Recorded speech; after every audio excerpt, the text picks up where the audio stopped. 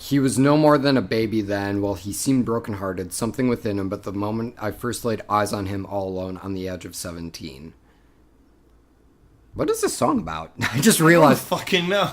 Ladies and gentlemen, The Edge of 17 by Stevie Nicks is a great song that I was going to use to lead into our 17th episode, but after looking at the lyrics, James and I realized we don't have a goddamn clue what the song is about. So, instead, we're going to say, welcome. Welcome to episode 17 of Trailer Hitch, where we talk movie trailers. Yes, among other things, but largely, movie trailers. Yeah, whatever the fuck we want, really. Basically, yeah. So, we got a great episode lined up for you.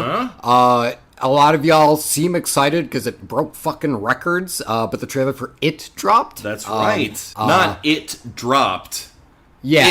It dropped. Yeah. Yeah. Came right down. Yeah. And so you're going to get our thoughts and views on that. We have other main drag reviews for you guys. We got some tune-ups to do. Mm-hmm. We got some hitchhiking to do. But until then, you got to hear this dope-ass song that Casey made. Boom. You can't mend holy sails without a sailor stitch, and you can't haul your stuff without a trailer hitch.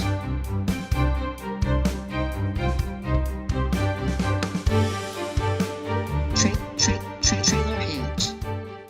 For real, what the fuck does this white-winged dove thing mean? I don't know. I'm just staring at these lyrics. And I'm like, what the hell is this song about? It's about being a teenager, I imagine. Here's the deal. I think I gotta draw a hot bath. I need a glass of wine, and I just need to sit there with, this written on, an old notepad and just stare at it for a while. And I think eventually it might be oh, okay, yeah, I think I get it. Or just let the music speak for itself. Which However, says nothing. Potentially a listener out there is you idiots, it's about blank. In which case, feel free to hit us up on trailerhitchmailbox@gmail.com. Send us an email. You can hit us up on Twitter at trailerhitchpod. We're on Twitter now. You can also hit us up on Facebook, WordPress. There are a lot of ways for you to tell us what Stevie Nicks is singing about, because it is goddamn perplexing. Anyway, before we get into that, we're going to have to do some tuning up. I'm going to hijack this episode out the gate. Do some trailer tune-ups. Okay, here. well, I'll be your hype man. I will let you know when I agree, when I disagree. Good. But James, what are you looking to tune up? Let's get into it. Well, first of all, I'd like to talk about the new Spider-Man Homecoming trailer that just came out. Yes.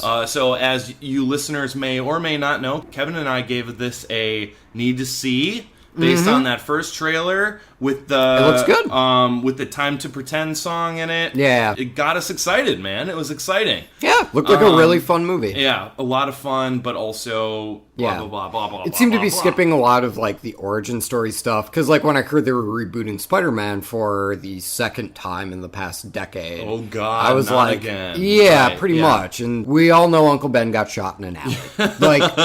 It's just water is wet. Yeah. Uncle Ben died.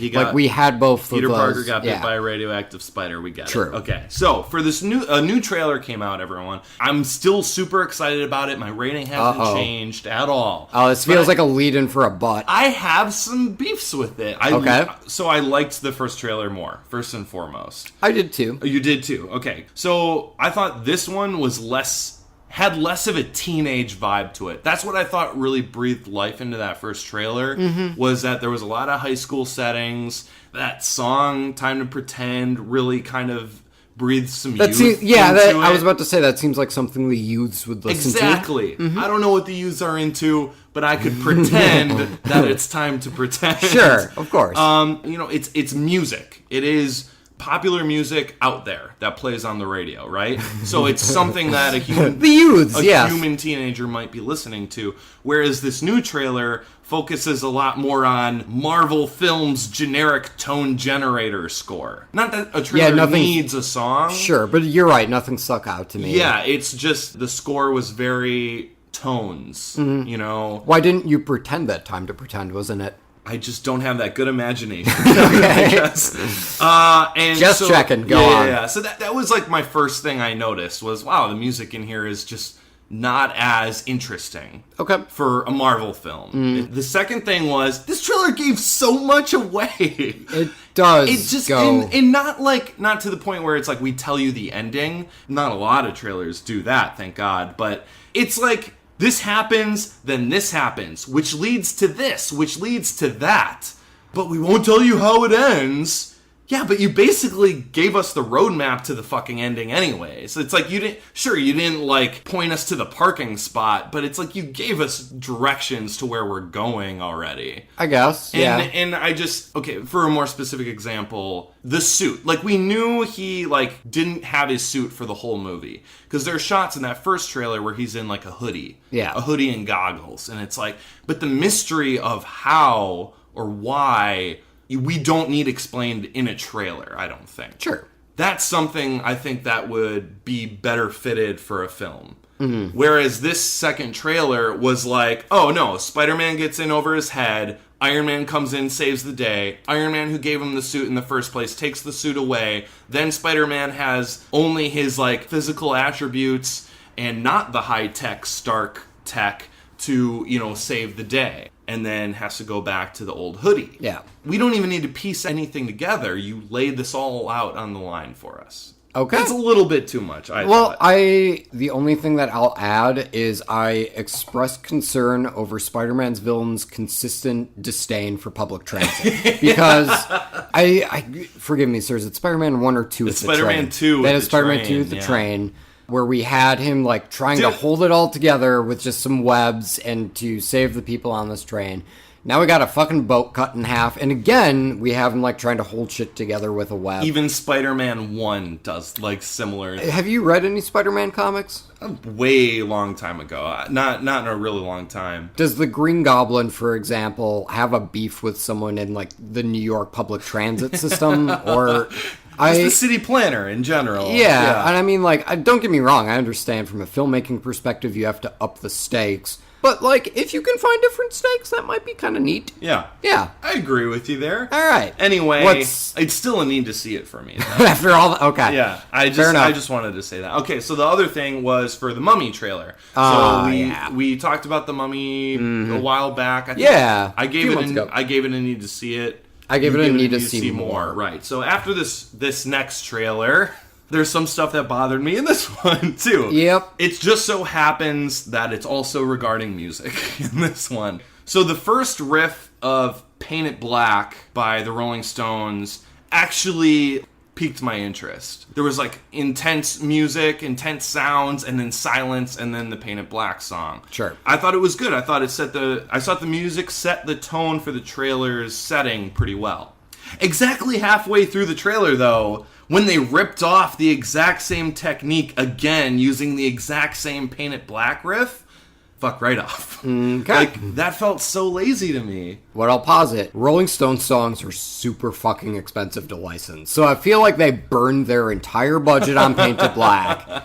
And we're like, it's either this or we have to do, like, the Marvel boring as fuck score. I'm just saying may as well use it twice. I'm just saying use a different part of the song. Sure. Like, they use the exact same part of the song.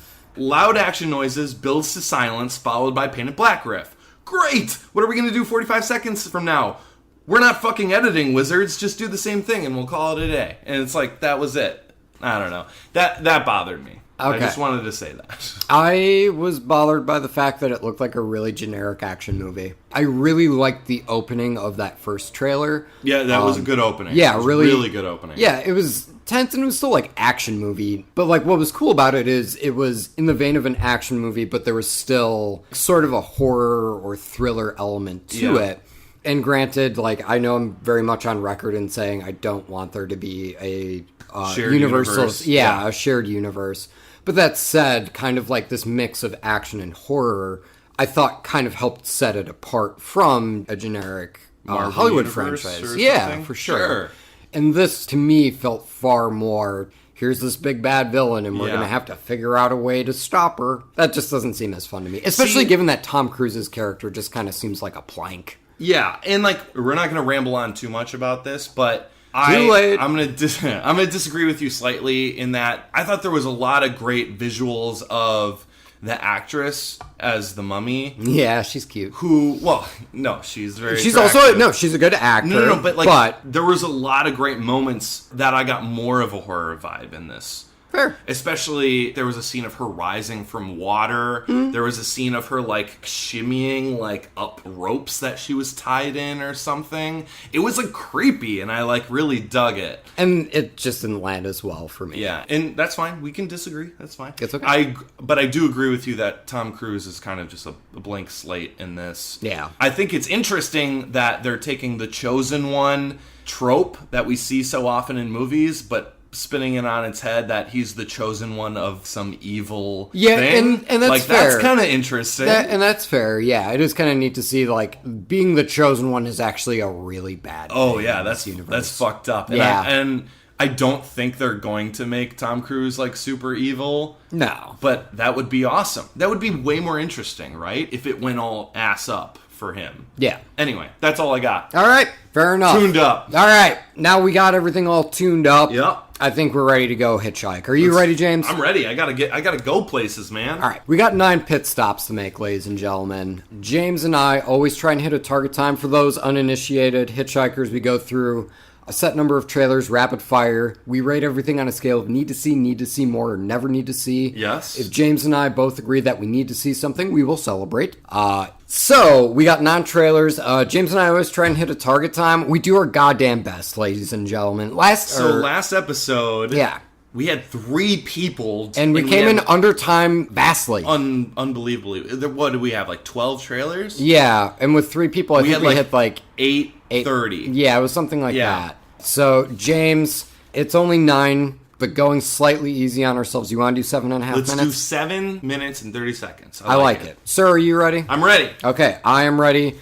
Listener, I hope you are ready, because we are about to get started right now. Spring, it's about an American falling head over heels in love who might also fall head over heels in death because the Italian woman he's seeing is apparently a monster. Good on this clearly low-budget movie for getting traction, but the assertiveness of the male lead's courtship left a bad taste in my mouth. Also, it would be neat if I knew what was up with the woman. I got $1 on Werewolf. Never need to see. The romance film with the love child of Edward Furlong and Guy Pearce we never knew we wanted. It's hard to put a finger on this one for me. There was something mysteriously off about the romantic banter at the beginning of the trailer, enough to tingle my supernatural senses, which I do love. It was enough to make it a need to see more, but then the second half of the trailer kicked in and they showed me a lot more, and I really liked the second half. I loved the tonal shift in the trailer. It was rushed. Really? It wasn't rushed. But then when it did shift, it hit hard with it. Based on this trailer, yeah. You need to see it. Really? Can you describe what the woman's like powers are, or like what no, she is? I like the vagueness of it. Though. I don't know. A dark song. It's about a woman who. Man. Dark song. It's about a woman who hires an occultist to raise her dead son's ghost. But the occultist might be, surprisingly, a terrible person. Once it becomes clear that the creep factor was coming from the occultist, I was hook, line, and sinker. The quick cutting and repeated mantra kept reeling me up to the surface.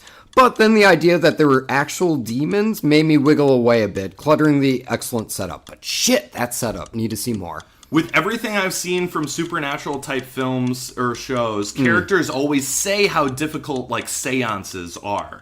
But push comes to shove, they always look pretty easy. Say some gibberish, throw some stuff in a fire, Bob's your dead uncle. This is the first trailer I've seen that they actually emphasize the difficulty of doing something like this.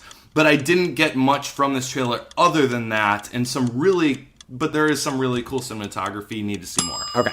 Paris Can Wait. It's about a waspy wife taking a road trip through Europe with a Frenchman.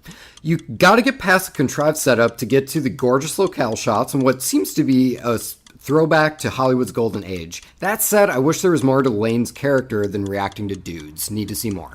I like the natural chemistry progression of Diane Lane and French Guy. Began as a slightly uncomfortable banter and gradually grew to a friendship that hinted at a stronger connection. Where I thought the trailer took a misstep is by all but confirming that the guy's motives are to get with Diane Lane in the scene where he starts prying her about how happy she is in her marriage. A little too heavy-handed for this trailer. Also, mostly food porn. That just reminds me of all the places I don't get to go. Never need to see it. Annabelle Creation. It's the origin story of the doll from The Conjuring. But what if I don't find dolls creepy? Never need to see. So I love The Conjuring a lot. It's really good. One of the things I loved about it was how vague and mysterious the Annabelle doll was. Just a side plot to introduce us to the main characters. It's not the main story because it's not that interesting as the main story.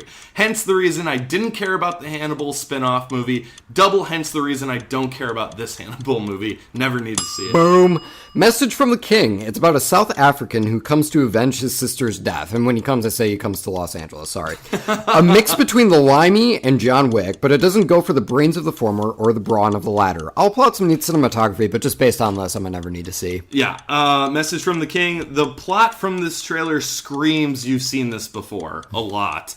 Badass person avenging the death or disappearance of a loved one, yada yada. It's been done to death. What the trailer does do well, though, is a mixed classic piano score with intense sound design and heartbeat sound effects, clock ticking sound effects that go along with the motion and the visuals. Not quite enough for me. Never need to see it. Fair. Phoenix Forgotten. It's a found footage flick about students investigating a potential alien sighting. I mean, telling me the three were never seen again kind of gives away the end, doesn't it? Forget about it. Never need to see. Good point. Ugh, the effects in the bathroom at the end were pretty cool, I guess. I'm just so over found footage films, and I haven't even seen that many of them. In a structure sense, the trailer doesn't really do anything wrong for me. I just don't care. Never need to see it. And speaking of not caring, Queen of the Desert. It's about Nicole Kidman defying an empire. I don't know how because I tuned out about halfway through the trailer. This is Werner Herzog loudly screaming, "Yeah, well, I'm woke too." Never need to see. This is so boring. On paper, I understand why it's an appealing story, but man, what a snooze fest of a trailer. Nothing happens. And I don't know anything other than woman defies social norms to be in desert. Never needs to see it. A ghost story, and because it's a vague setup, fake premise. It's about a woman's brother trying to prank her by dressing up as a ghost and breaking her house. But her unfortunate condition prevents her from being able to turn around and just fucking look at him. Looks like a spiritual sequel to Tree of Life, which will inspire both intrigue and disgust alike. I was indifferent to Tree of Life, so I was mostly wondering what the fuck was up with that aspect ratio. Need to see more, preferably the cut-off sides of the image. Man, this one is unique. I like the aspect ratio, and looking at the shot composition, it might not just be a trailer gimmick. The song choice is haunting, but in a lonely, sort of beautiful way. I have so many questions, though. Definitely an atmospheric trailer, and I liked it, but I definitely had to watch it like 3 times to be sure I even liked it. There's a lot more I'd like to see, but this is a good first taste. Need to see more. Okay. Ingrid Goes West. It's about a woman who Instagram stalks someone, leading to false feelings of friendship, and it looks like a bunch of drugs and violence. Yeah. The off-color humor, awesome cutting, and vibrant cinematography have me totally interested. Give me some time to pack my toothbrush, and I'll head out there with you, Ingrid. Need to see. I don't know what the fuck I just watched, but I dug the hell out of it. Right. The music, the color palette, the acting, the editing of it all. It was a roller coaster of a trailer for sure. Now, it's definitely an atmospheric trailer as well as a couple other on this list, but this looks like the most fun. Yes. Plus, I totally relate to the subtext of some people loving their social media personas a little too much. Only difference is I'm not about to pepper spray anyone at their wedding day. Need to see it. I don't need to see it! What was the time? Stop in 6 minutes and 42 seconds! Oh my god, double celebrate! 6 minutes and 42 seconds, guys. We crushed it. We're starting to get the hang of it. I think we are, man. Yeah, okay, cheers. Only 17 episodes later. But who's counting other than you and me and potentially other people listening? That's right, the 2 other people that listen. You know what? There might be more. We can't tell with iTunes. Guys, be vocal out there. Let us know you're listening. Please. Or don't. I don't care. Yeah, actually, if you could follow us on Twitter, it's one of those things where, I don't really care about the social media presence, but it'd be kind of neat if our followers hit double digits. All right.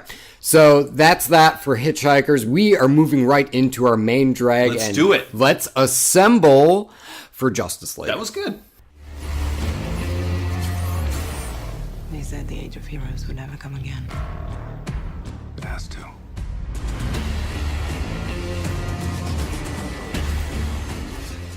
All right, everybody, grab your shawarma. We are going to be reviewing the Justice League trailer. You understand this is a different property, right? I mean, the Avengers. You say tomato, I say Justice League, which is directed by Zack Snyder, written by no shit like a Wisconsinite, by the way. Yes, Zack he Snyder is, yes. from Green Bay, I think. One of those towns that we're around. This, ladies and gentlemen, is starring. I already forgot how you're supposed to pronounce her name. Gal Gadot. Gal Gadot. Gal Gadot. Gal Gadot. Yeah. I just said it, man. It's not that hard. Also, Amber Heard, Ezra Miller, Amy Adams, Henry Cavill, which might potentially be a spoiler, but we'll get into that. You know what? He's been in the promotional art for it. Ben Affleck. Our random shout out is going to go to Orion Lee, who is a scientist in this. Good for you, sir. I already forgot your name. Orion Lee. Orion God Lee. damn Good it. job, We're trying to build up people who You're don't gonna have... make it. Anyway, so given that you're kind of bigger into comic books, since I, aside from Suicide Squad, have actually not seen any of the new DC movies, would you be so kind as to take over and like let us know what this is about? Sure. You have seen Man of Steel, though, right? Oh, God. Yeah. You have. Yeah. You're blocking it out, but you have. Yeah. I just remember Michael Shannon with his laser eyes. Sure. Yeah. Yes, that was a thing. That was in it. Anyway, Justice League brings together the iconic heroes of the DC universe. Batman, Wonder Woman, The Flash, Aquaman, Cyborg, and...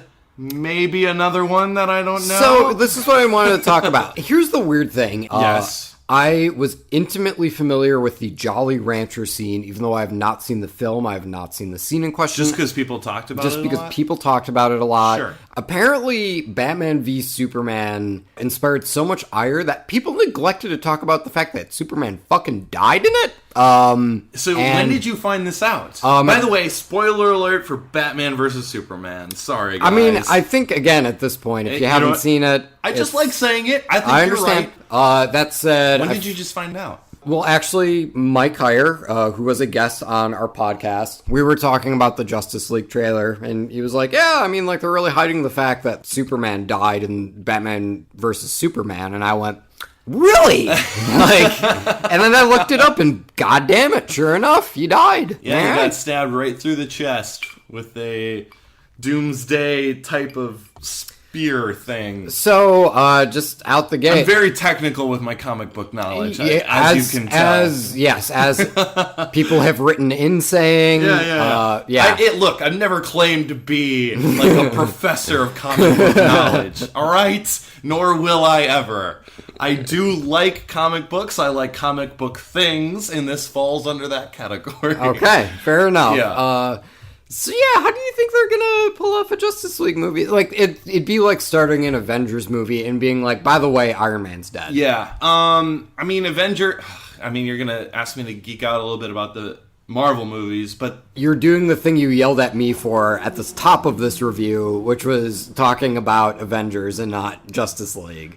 The Avengers is better. Well, yeah, there is that. Like, okay. No one's disputing that. But we don't know because the movie hasn't come out. But go ahead. So, yes, Superman is dead. We knew he was going to be back at the end of Batman vs. Superman. I don't know if Mike Heyer told you this, but the last scene of Batman vs. Superman is like a shot of Superman's grave and like dirt rising from it all of a sudden. Well, what the fuck? I'm gonna text him right now.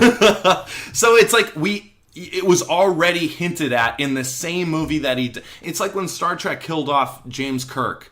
It's like, dude, if you're gonna Han Solo someone on a movie, leave them out of the picture for the end of the movie. Don't bring him back in the same movie you killed them in. It's like, what are you doing? Anyway, it's not important. It's not important. The exact text I sent to Mike Heyer was, wait, Superman rises as a zombie at the end of Batman vs. Superman? No, that's not what I said. That's not what I said. Well, that's the text I sent. I said dirt rises, like levitates off of the grave, okay? Oh, okay. That is all I'm saying. I was thinking, like, the dirt was pushing up. No. I'm sorry. Okay, that was bad explanation. No, anyway, but now I'm kind of disappointed because I would have loved to have seen a zombie Superman movie. We still might get one. Anyway, I don't know how they're bringing him back. Okay. Some sort of magic. How about that? That's fine. Great. Okay. Anyway, it's a movie about Batman, Bruce Wayne, and Wonder Woman, Diana Prince. They need to assemble a superhero team in order to stop some sort of bad thing that's about to happen that the trailers have been sort of vague on. And I'm not going to get into the theories of what it could be, because it's not important for this trailer. Let's talk about this trailer. This trailer leaves it vague. Yeah. They need to assemble for some reason. Yeah. And this trailer so far is just about assembling. It's not about the task at hand. It's not about the enemy. Yeah, you're right. The trailer is bringing it together. For sure. Mike Heyer, I just need to mention, Mike Heyer did correct me, and the last shot of the movie is his coffin being lowered into the ground and specks of dirt start to float off the lid. Boom, baby. I know what I'm talking about. All right, good. Anyway, that's what it's about. That's this trailer in a nutshell. All right, fair enough. So, how I felt about this. So, there was I think it was just like a Comic-Con teaser We got a Comic-Con teaser in July. Last July, yeah. Yeah, and I do like this trailer significantly more than that Comic-Con teaser. And I mean, like, obviously with the Comic-Con teaser, I'm sure they had 30 minutes of footage, and every single piece of usable footage made it into that Comic-Con teaser. Yeah. You know what I mean? Like, now, much more of the movie's been shot, all of the VFX have been done and shit, and now it's ready to be put into a trailer. So it totally makes sense that this would be better and they would have better material to pull off of. But yeah, I mean, like, just the energy of it, that White Stripe song, the humor still isn't quite landing for me as much as I think the trailer wants it to. I think I agree with you, but I don't think they swung and missed as hard as they did with the previous trailer. 100%, yeah. It's It one was- of those it was things where, smaller like, bunts. Yeah, the Smaller jokes were bunts, and it's one of those things where it's like when, a bunt fucks up, it's like, well, yeah, it was a bunt. Like, What you do know, you like expect? yeah, exactly. And so I do appreciate the fact that we don't have the Flash staring at a goddamn Batarang for like 30 minutes. They heard your criticism from that Comic-Con. Ladies and gentlemen, find that Comic-Con teaser trailer, and just start your watch for when the second that Batarang leaves his hand. Like, it just takes way too long for the Flash to finally just grab the Batarang. Yeah, it's like he's watching Gone with the Wind. Basically, yeah. Batarang go. Reading War and Peace. Like, yeah, for sure.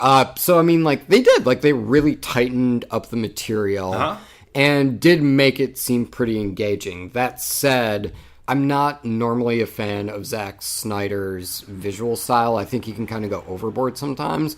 But, like, when he hits and when he composes a really good image and gets those really stark colors out, I think they can be really stunning. Yeah. And in this trailer, I was getting more of the stunning factor. You know what I mean? Without it being quite as over the top. Now, granted, there is, like, a really egregious slow-mo shot of Aquaman, like, jumping in midair with his fucking trident and then stabbing something. I liked it. But that said, I didn't mind it because I didn't get the impression that that was going to be 90% of the movie. Oh, that's a good point. You know what I mean? That's like, a really good point, yeah. Like, they were mixing it enough where I was okay with that little stylistic There's flourish, more to because it wasn't than overused. just that. Yeah, exactly. Yeah. I'm sorry, on a spectrum, like, his most over-the-top visual thing you could think of, is that, like, 300? Or, like, Sucker Punch? Or, like, what? Yeah, like, Sucker when Punch. he goes over the top. Yeah, Sucker Punch is, like, all style without an ounce I of can't say substance. I've seen it. And, I mean, to be fair, I shut it off, so who knows? Maybe they untied it together. But...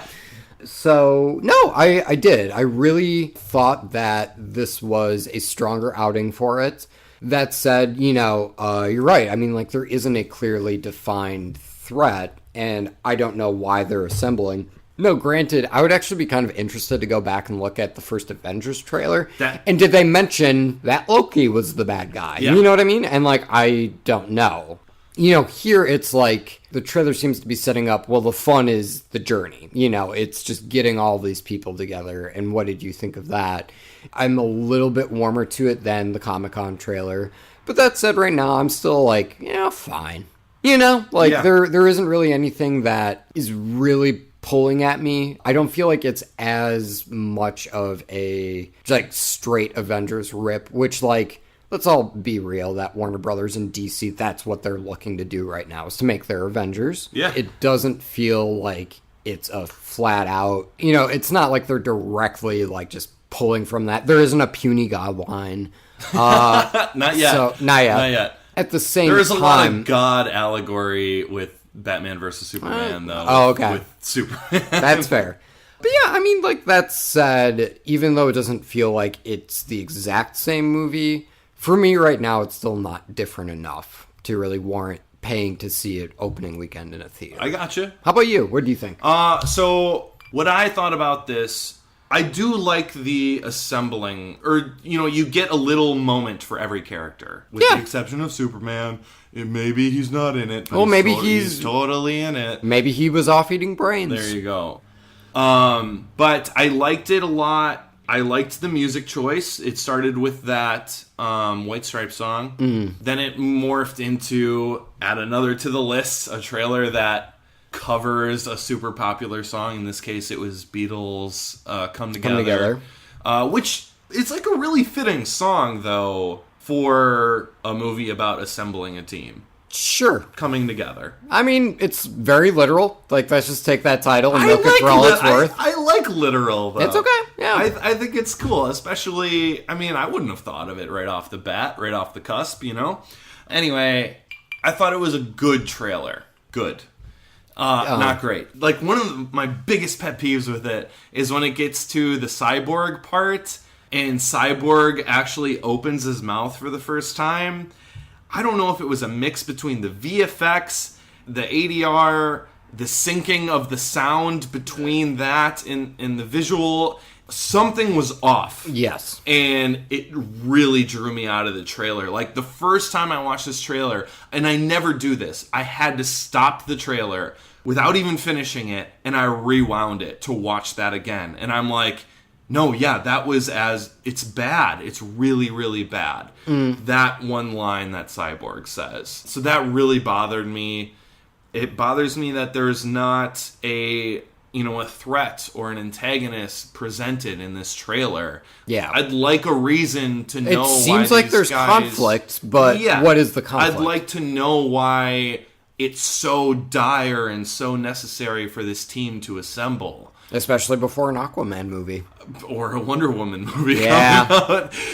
Or the struggling, never-ending battle of a Flash movie that keeps happening. I liked it. I would like it to be better, so I need to see more. Yeah, that's it for me. I definitely need to see more as well. And that's hard for me to say. I'm usually in need to see it, especially on comic book movies. So there you go. Okay, well... James, we are doing a brand new rating scale for you and only you. Okay. Because you are a Star Wars fan. What? What t-shirt are you wearing right now? God damn it, it's a Star Wars t-shirt. It's absolutely a Star Wars t-shirt. It's my favorite Star Wars t-shirt, by the way. This is not a surprise to our listeners. This is not a surprise to me. And, I've had people who listen to the show ask, man, does he compare everything to Star Wars? So James, you are literally going to start comparing every single trailer to Star Wars. So we are going to introduce a new rating scale for you.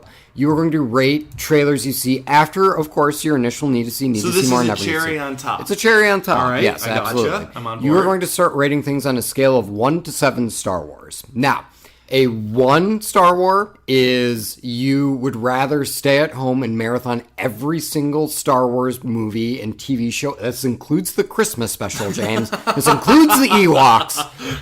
That's a 1. Okay. Now, a 7 is you would go and see whatever movie that we're reviewing. You would rather see that over if they were playing A New Hope in a theater across the street. You would still go see that movie. Okay. You would pick it over A New Hope. Interesting. And I say A New Hope because that's your favorite Star Wars That movie. is my favorite. Yeah, in case no one knew, A New Hope is my... Fight me over it. Fight me if you want. And then just to give people a flavor, just because obviously 1 to 7, I'm going off of the Star Wars episodes. Yes. So just to give people a flavor for the middle, a 4 Star Wars is...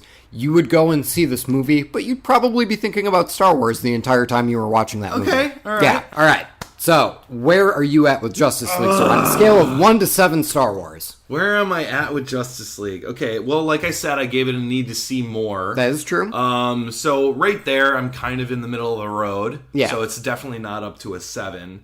I would probably give this higher than a 4, probably a 5. You give this a 5. I give it a 5. You give Justice League a 5 Star Wars. Yeah. If we're breaking it down by how you just broke it down to me, I would be in the moment with this because I'm familiar with this franchise. I'm familiar with the characters. I'm invested at this point. So yeah, I give it a 5. A 5 Star Wars. There you go. A 5 stars, Wars. I thought that was funny. I think Kevin did not. I think George Lucas would be very disappointed in you. As clear as Force Awakens is, George Lucas does not get what he wants all the time. All right, listen. Let's close the book on this and open up a new book. This is going to be the Book of Henry. Ooh, good book, maybe. I don't know. We'll see. Our legacy isn't how many commas we have in our bank account. It's who we're lucky enough to have in our lives and what we can leave them with. Henry, remind me again why we can't put you in a gifted school. Because it's better for my psychosocial development for me to interact with a peer group in a normal school environment. Oh, yeah.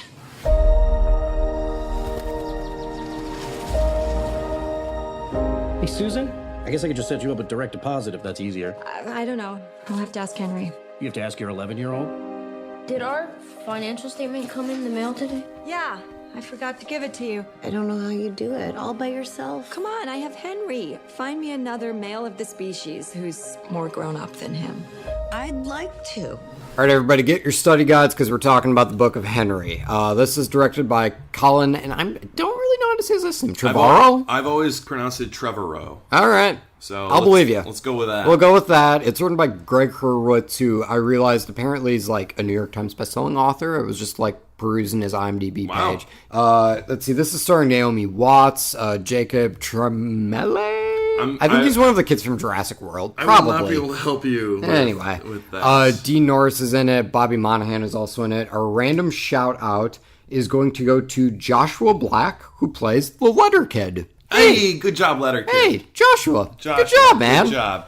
All right. We're anticipating that you have seen the trailer, in which case you are probably just as confused as we are. Because this starts as what appears to be a very innocent film. It's like this hyper fucking smart kid is with his mom. She's a single parent. He does her taxes for her. The trailer really beats you over the head with how smart this kid is. It's like by the 15-second mark, it's like, okay, we get it. Yeah. We get it. He's smart. And so, like, I'm just figuring, like, there's probably going to be some quirky romance. And then sure as shit, right next door, Dean Morris and his daughter move in. And so it's like you get, like, this little girl for, like, the boy, and then you get, the guy from Breaking Bad for Naomi Watts, who could be, I think that, this is great. Like, they seem really happy. But the super smart kid starts to realize that something is amiss in the Dean Norris household and starts to communicate with the daughter, and she communicates to him that, something is afoot. Somehow, though. We're not showing this in the trailer. It's just Henry opens a just book. Knows this somehow. Yeah, he opens a book and says that there's no other way to help her. Not only is there no other way to help her, he just tells his mother she's in trouble. And we need to do something. And it's like, but how? Oh, well, we're not told that. I kind of liked that aspect in the trailer of... he's super smart, but does he know what the fuck he's talking about when it comes to something like this? And if the trailer, if the movie had held on that, that would have been really cool. I think your mind is exactly where my mind is. Yeah, for sure. How can we help her? So we see this kid strapping on some goggles, ladies and gentlemen. He is setting up a Rube Goldberg machine. Yeah. But there is a Rude Goldberg machine too, and that's a gun, because this kid walks into a fucking gun store. And that's when my brain just sort of fizzled a little bit. I didn't pay attention to the last 15 seconds because I was just so blown away. Just because that's such a weird tonal shift. And bear in mind, and this is important too, we were talking about how the kid knows there's something wrong is really vague. Yes. It's also vague as to what Dean Norris is doing with the daughter. I mean, maybe it's... But I liked...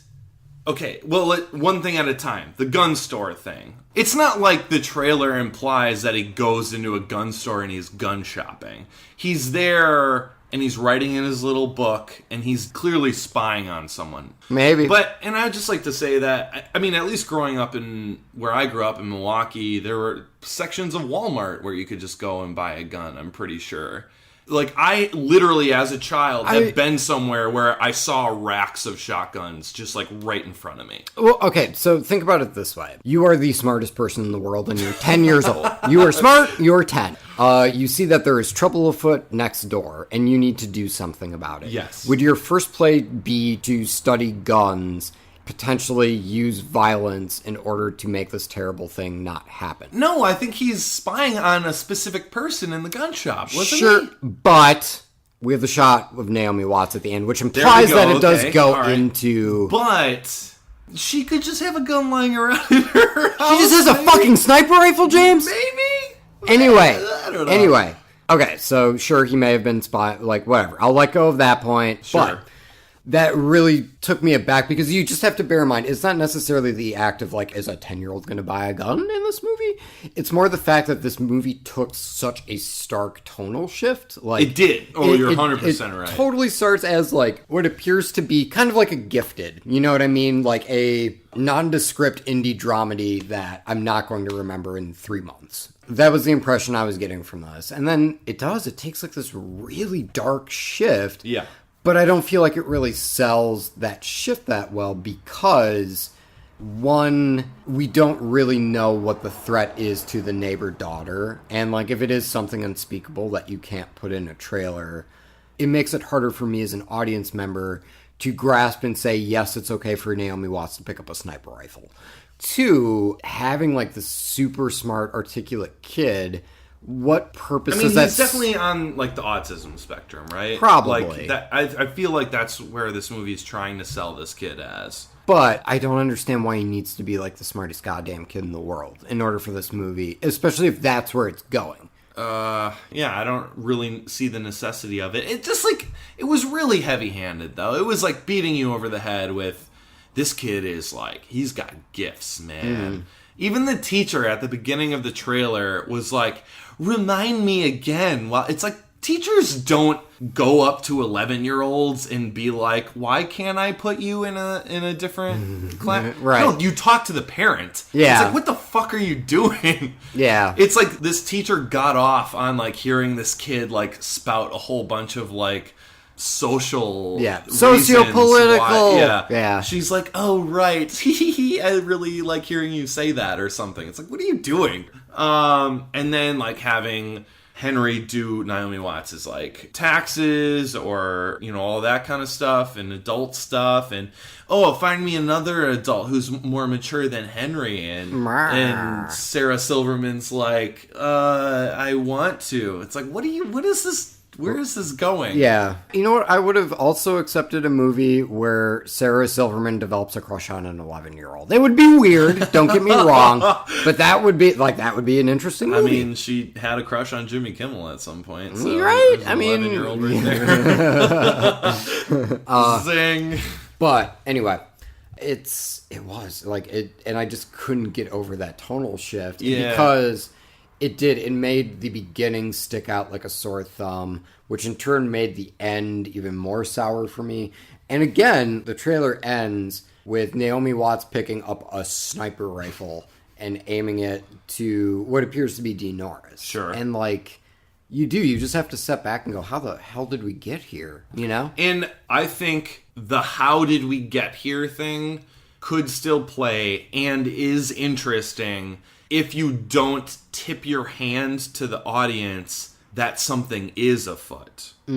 This trailer begins with Henry telling his mom that something's up with this girl. And the mom, Naomi Watts, starts to see things too, and she starts to think this way too.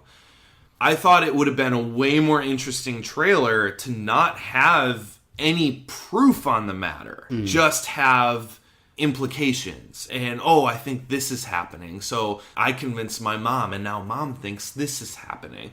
That's way more interesting for when you get to something as crazy as Naomi Watts holding a sniper rifle. It's like, whoa, like, how did we get here? What happened? But it's like when you have Dean Norris say, who are they gonna believe? I'm sorry, only villains have ever said that line in, like, all of television and films.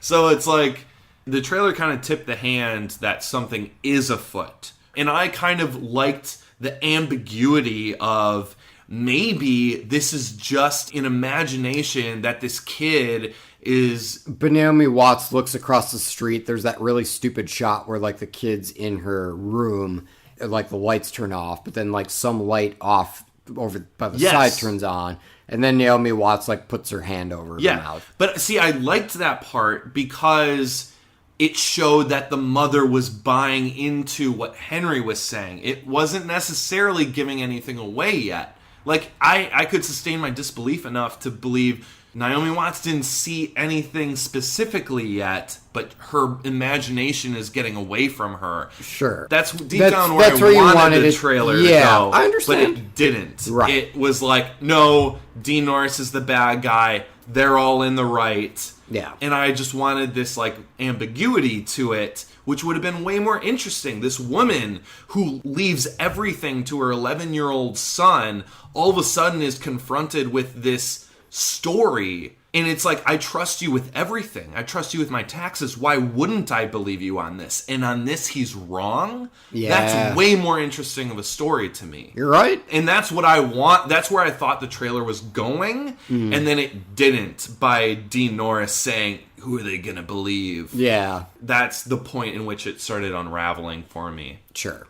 I agree. Well, for me, it's a never need to see. You know, I really wanted this to be a need to see it. I really wanted it to even be a need to see more, but it's a never need to see it for me as well. Based on this trailer alone, I thought this trailer was a mess. Yeah. I mean, there are things I like in the trailer. If you got to look at the trailer as a whole, though, and I don't think this worked at all. And this, like, has me very worried because Star Wars, not to bring up Star Wars again, Kevin. We are going to have you rate this on a scale of 1 to 7 Star Wars, but go on. Star Wars Episode 9 is in the hands of this director. And people were worried after Jurassic World. I liked Jurassic World a lot. I did not. But even just after Jurassic World, when it was announced, I was like, I don't want him touching Star Wars. Sure. I was fine with him touching Jurassic World because that franchise doesn't mean that much to me. That's why Jurassic World, I was like, I had fun with this. Colin Trevorrow, good job. And then they said he got Star Wars Episode 9. I'm like, fuck that. No way. Fire his ass. But I'm a little worried about it. So there you go. Well, on a scale of 1 to 7 Star Wars. On a scale from 1 to 7 Star Wars, I'd give this a 2. Okay. 2. So you wouldn't watch the Ewok special over this, but still, yeah. I like. There's enough in this trailer for me to go. It could just be the trailer that is misselling it, where I would still go see it on the Star Wars scale, but I'd give it a 2. Okay. Yeah. 100% fair. All right. Well, let's drop it and talk about it. It's really hard to do a transition with just like that was with an article. I would argue it is very easy.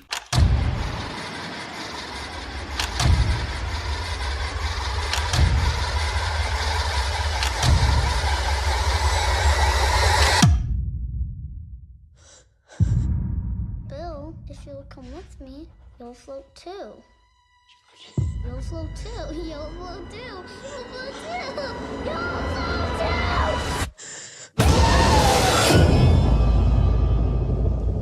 Right, so we're going to float over to IMDb to see what we feel about Let's do it. Okay, first thing we're going to do is talk about who directed this. This is Andre Muschietti. And then in terms of screenwriting credits, I just want to give a shout out to Kari Joji Fukunaga, the dude who directed the first season of True Detective and then did Beasts of No Nation. So he's on the writing staff for this. This is starring Bill Skarsgård as Pennywise, the famed clown. Finn Wolfhard of Stranger Things fame, Jaden Lieber of Book of Henry fame. We did not plan to double dip on Jaden, but goddammit, here we are. Perhaps he's in Justice League as well. I don't know. Maybe, yeah. We should have looked it up. And then a random shout out is going to go to Kelly Vanderberg, who plays Abigail. So hey, good job. Yeah, is that the girl in the trailer? Sure. Yeah, maybe. Anyway, all right, so what's this movie about? So first and foremost, we got some paper being folded, and then it's a little paper boat. Are you scared yet? And so it's this older brother giving his younger brother this paper boat. this kid sets this boat in the gutter, and then that boat ends up going into the sewer, just like kind of goes into a drain. SS Georgie. Yes, which, isn't it sad, isn't it? Like, oh man, my little boat is gone. But it looks like someone else has it, because there's a face in that fucking sewer system. Damn right. And then that's when we kind of get the backstory of the town, which is there are an insane amount of missing persons cases. And that's just the adults. The kids are even worse. Yes. I didn't like that line. Yeah, it was a little bit heavy-handed. Yeah, wasn't it? A little bit. Okay, I thought so too. And so the kids end up deducing that it lives in the sewer system. And, here's all the connections and stuff. They're observing lists. And this is, by the look of it, a period film. I think we can agree. This looks like it's set in, like, the 80s. Yeah, maybe 70s. Yeah. And so they're observing, like, the sewer system through a projector. But then, like, all of a sudden the projector on its own starts showing images. And then, holy shit, the clown is there. Dun, dun, dun. Yeah, we get like a few more scares here and there. I think what was really cool initially, I know that this really worked for you.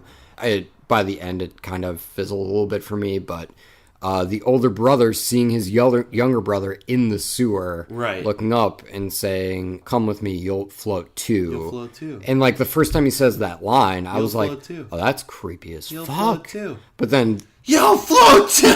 But then the repeating of it, I was kind of like, this is just kind of feeling like it's going over the top. And then there's a fucking clown. Yes, I agree that we disagreed on it. Yeah. I thought that was really effective, especially the clown slowly rising from the water.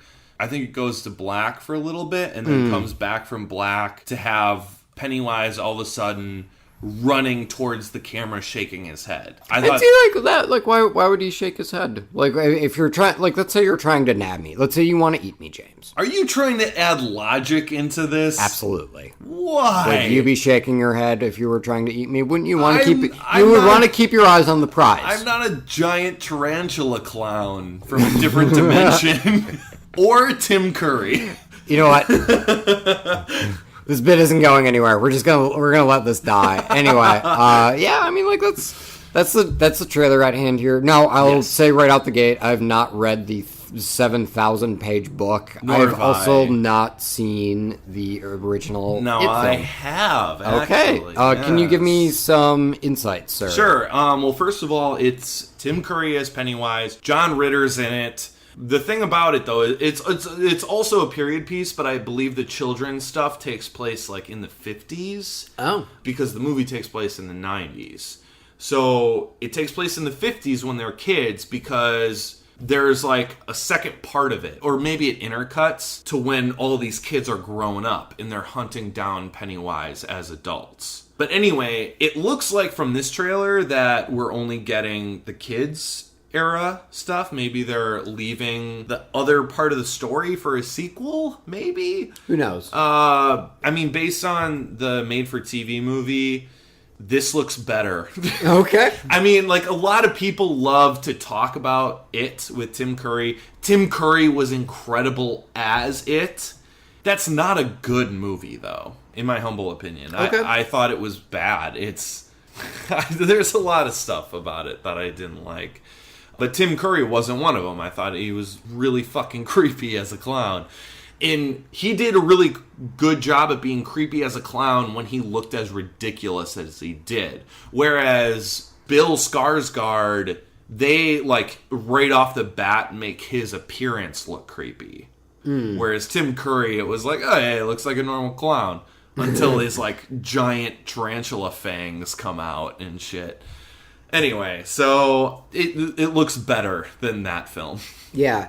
I mean, what's interesting about it to me from an outside perspective is, the trailer says in title cards, what are you afraid of? It feels like, especially when you're saying, clown, but he's also got tarantula fangs. He's also from another dimension.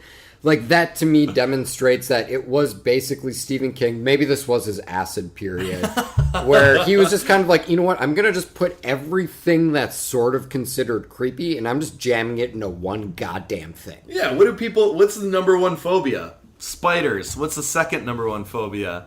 Clowns. What's the third? Projectors. Well, I mean, I don't think projectors are in the book, but 4 floating. Because in the original film, I believe it's like a photo book that they're just like looking at and then seeing photos of Pennywise in the photo book. Sure. And he's like coming to life in the photo book. I don't think it was a slideshow. So I thought the slideshow thing was actually that was effective. That was a really cool introduction of a way to do that. Yeah. I thought that was really cool. Because it's definitely something that, it's a mechanical thing where kids are definitely like, oh my god, it started controlling itself. Whereas like a photo book, it's like, just close the fucking book. Right. You know? But I mean, like, to be fair, just unplug the fucking projector. Like, you can apply, if we're talking about logic, you can apply that logic. If supernatural films have taught me anything, is when you unplug something that is possessed, it just keeps going. So maybe the kids try it. You know what? I would have liked to have seen the effort. All right, fair enough. What do you think? I think it's solid. You know, I don't. Like, it is a huge blind spot for me when it comes to Stephen King material. When it comes to pop culture lexicon, too. I mean, like... But that's a good thing. Yeah, no, for sure. You're not bogged down with preconceived ideas. Yeah, but I mean, like, I know that... some people are like, oh yeah, my fear of clowns stems from it. You know what I mean? Like, where, like, that's how much it resonated, and that's... And I get that, because I watched it as a child. I don't have a fear of clowns, but I definitely have a hesitation of clowns. Sure, and I mean, like, for me, I'm indifferent to them. Yeah. Like, what... Okay, there's a clown, but what's it doing? Yeah. Like... If it's just sitting there knitting a sweater, let him just do his thing. What is your purpose in this life, clown? Yeah, or I mean, why are you at the Starbucks? Sure, you know, like, there's a lot of variables to consider. That said, even though I'm not afraid of clowns, there seems to be enough going on here where that isn't, like, an immediate deal breaker. You know what I mean? I think, like, the mythos of the town of, like, yeah, there's just a lot of missing persons cases, and... we've all just sort of come to accept it, is like one of those things where you can either look at it and say that's goofy as fuck, or you can just like buy a ticket and enjoy the ride. Yeah. And I think with this and this material, you kind of have to just like accept that, yeah, that's what's going on here. And you're right, like you really shouldn't be applying stringent logic to something like it, because it is just supposed to be more or less nightmare logic. Yeah. Like, it's just there to scare you. I think that's a good assessment. Now, the question is, did it scare me? I mean, like, I was sort of creeped out. I liked the start of the You'll Float 2 scene. I liked the projector scene as a whole. I actually really liked the shot where the kid's in the classroom and that balloon is just floating behind him. That was a good shot, because the balloon is almost like... Because it's always, like, obstructed by a kid's head. Yeah. Like, partially like, obstructed. Something else I noticed in that scene is, like, none of the other kids were looking up or moving. And, like, that's some of, like, the nightmare logic that I was talking about, where it's, like, time is suspended, and that clown's fucking getting you. Sorry, man, but, like, I know you were just trying to study some geology today, but that's not what this clown had in mind for you. So, you know, like, that is really cool. And... who knows, maybe we'll talk in a couple of months and I'll be like, I'm fucking terrified of clowns now, and maybe this will be the thing to do it. But yeah, I mean, like, right now, that nightmare logic stuff is probably, like, what I'm gravitating to the most, and that's what's got me interested in this. You know, the trailer as a whole, how is it assembled? I think it's perfectly solid. Even though I don't know the material, I think that I have a sense of, like, what's going on, what's at stake, and the fact that more likely than not, these kids are fucked. Like, okay, but is there, like, what can they do? Like, is there a chance that they could become unfucked? And I think part of the reason why I didn't necessarily want to see the full You'll Float 2 thing is because, you know, having the brother find his younger sibling in the sewer kind of, like, takes away some of that tension for me, I guess, like, when I'm actually seeing the movie. Because I'm sure, like, a good chunk of it initially is he's like, I'm going to try and find my brother. And, like, now we know that he finds him and that his little brother just really wants him to float. But again, it could be a nightmare. Who knows? Yeah, I mean, like, on the whole, I'm pretty solid on it. I'd be interested in seeing it. How about you? I really liked this trailer a lot, and like this is a genre that I'm not usually that interested in, and I think you nailed it on the head that it makes it very clear that this isn't just about a movie of this is going to make you scared of clowns. Like, it's not just about that. It's also about... It looks like it could be a coming-of-age type of film in, like, a really fucked-up horror way. It could be a coming-of-age film with all these kids. I do have my questions of if they can handle that amount of kids in, like, the character development of it. There's a lot of kids in that fucking projector Especially the projector scene, which maybe they just had more of an audience for that. Sure. Maybe the parents just got Carousel and they just want to test it out. Or maybe like half the kids are immediately like, you know what, we're just going to move. Yeah, right after the projector. Yeah. We lost half the cast just there.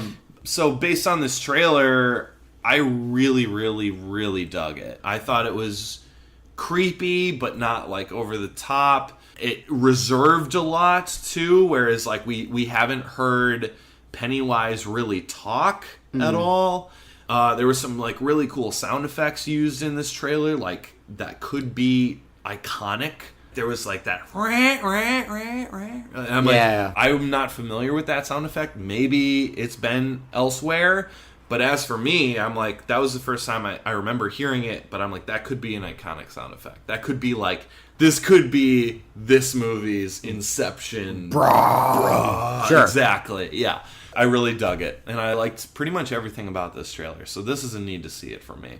I will have to give this a need to see more. I thought so. That's what I thought. That's just why because I was curious. I do like the nightmare logic. Yeah. But, you know, like, it'd be kind of neat to get, like, a little bit more of the kids. And especially, you're totally right. There is, like, a fucking... shit ton, man. There's a baseball team's worth in that goddamn attic or whatever they're watching that projector. I'm liking, you know, the atmosphere that it's setting up a lot. But, like, I feel like I just need a little bit more. And so it's not like I'm sitting on the outside going, I don't get the hype. Because, like, no, it seems like it'll be pretty creepy. Yeah. I just don't know if there's enough in here yet to get me into a theater. Fair enough, man. Fair enough. And so, yes, this is the first time we're going to be doing this after you've given something a need to see. That's right. James, on a scale of 1 to 7 Star Wars, where are you at with it? I'm going to give it a 6 Star War. A 6 Star War. Just one above Justice League, eh? Yeah. Let me break it down for people, in case you didn't understand. Yeah, so a 7 is... A New Hope is playing in a movie theater across the street from me. Mm-hmm. Yeah, I'd rather see that than... Yeah. How many times have you seen A New Hope, James? I don't... An uncountable amount of times. Okay. It's at least once a year for the last 20 years. Out of curiosity, how many times have you seen it in a theater? So, once in 1997 was the special edition re-release of the Star Wars trilogy. My dad took me and my brother to go see it. And it's actually, I was 7 years old. That's my first movie theater memory. Second time I saw A New Hope in the theater was just last year for my birthday. Downtown Los Angeles was holding a marathon. All right. And it was awesome. So yeah, so there is still like a huge appeal to you to see it in a movie theater. Oh, 100%. Yeah. Especially, you know, if it's the original theatrical release too and not the special edition. I'd go. Exactly. So anyway. Okay, so I give this a 6. Just under this that. This is 6 whole Star Warses for James. So, hey, good job. You fucking nailed it with James. Well, I think that about does it for us. We're going to float on out of here. You'll float too if you come listen to this podcast. You'll float too. You'll float too. So, ladies and gentlemen, please hit us up on Facebook, on Twitter, Trailer Hitch Pod. You can email us at trailerhitchmailbox@gmail.com. Send us trailer requests. Tell me why I'm an asshole for not immediately falling in love with this It trailer. Otherwise, you know, we're going to see you guys in a couple of weeks, or maybe you'll see us sooner with a trailer in the rear view. Who the fuck knows? It's a mystery. It's a mystery. Don't worry about it. All right, cool. Bye, guys. Bye.